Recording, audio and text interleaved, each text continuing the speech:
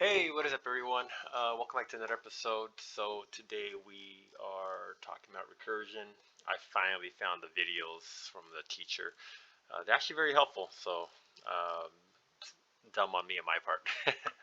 All right, so let's go ahead and get started with recursion. Before I go through recursion and what it does, I just want to go through some basic things that we've done in the past that we can now change with recursion and what I mean by that. Okay, so in the past, if we wanted to get um, you know uh, 4 squared, that would be 16, correct?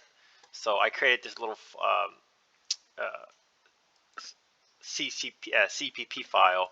So when you go ahead and hit run, it's asking for how many numbers, 4, and you got 16. So uh, to even be able to run this power, you need to have make sure you have C math. So you do power, and then you want to put your base in here, which is this, and then you will have your. It can be power 2, power 3, power 4, power 5, and the outside right here. Okay, so and then that's how you get 16. So now let's see how I can get 16. So I did some math ahead of time. So what I did was, okay, 4 plus 4 minus 1 equals 7 to equal 16. So 1, 2, 3, 4 is done 4 times. So what I did now is I made a little change to my script, all right? So I went ahead and called the function square, and it's squared right here. And with the user input, it's going to be received after the user input, of course, and it will be called integer s. All right, so let's go ahead and let me cancel these out very quick and go ahead and hit run. All right, so I'm going to do 4, and your number 4 squared is 16. Perfect. Okay, so it did what it was supposed to do. All right, so but let's go ahead and talk about recursion.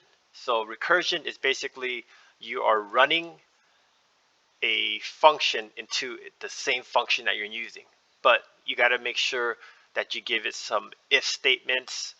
um, if you don't, then it's going to continue to run. So if I didn't put a if integer s doesn't equal 0, it'd be like, hey, I'm going to keep on running, and then it's going to crash the system. So make sure you give it a command to stop somewhere. So what I did was if s equals 0, so if it does equal 0, then it's going to stop. Okay, so now let's go ahead and get to the function. So I enter a 4. 4 is going to come in here. It could go, hey, do you equal 4? You don't equal 4. So let's go ahead and go to the else. All right, so it's going to be this squared here at -1 is just basically saying, hey, instead of 4 now it's going to be 3, so it equals 0. But on the side, I'm going to do plus plus. So I'm going to do 4 plus 4 minus 1. So let's go back over here. 4 plus 4 minus 1 equals 7. Then I'll go back up here. So it's 3 now. Come back down. Boom, boom, boom. Then now it's 3 minus 3. 3 plus 3 minus 1.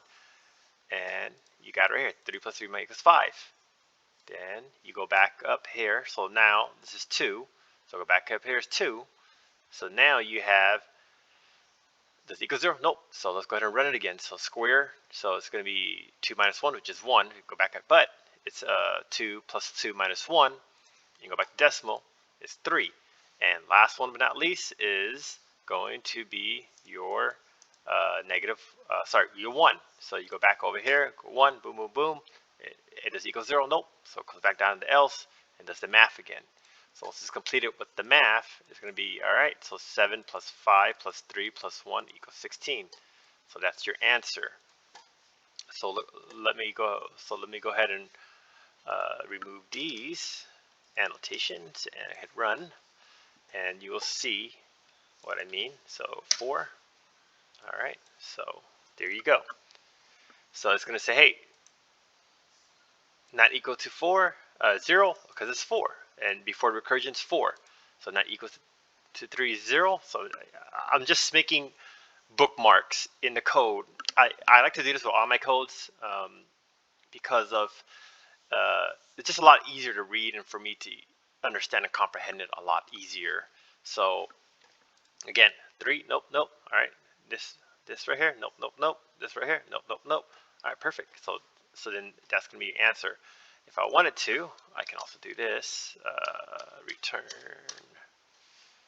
and yeah.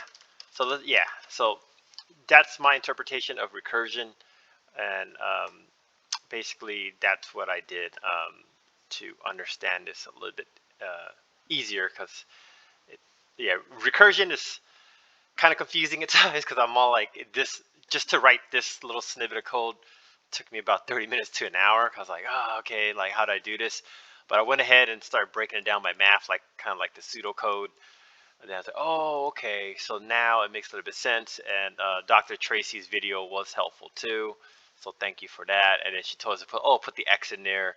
But instead of putting the X in there, I kind of just see out what was before the recursion, and then during the um, if it equal to 0, then before the recursion. Then I could also see out this too, just to see that number being returned at every time. So that's how I interpret this.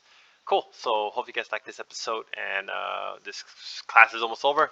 Looking to finish this class with you guys, and so I'll talk to you guys soon.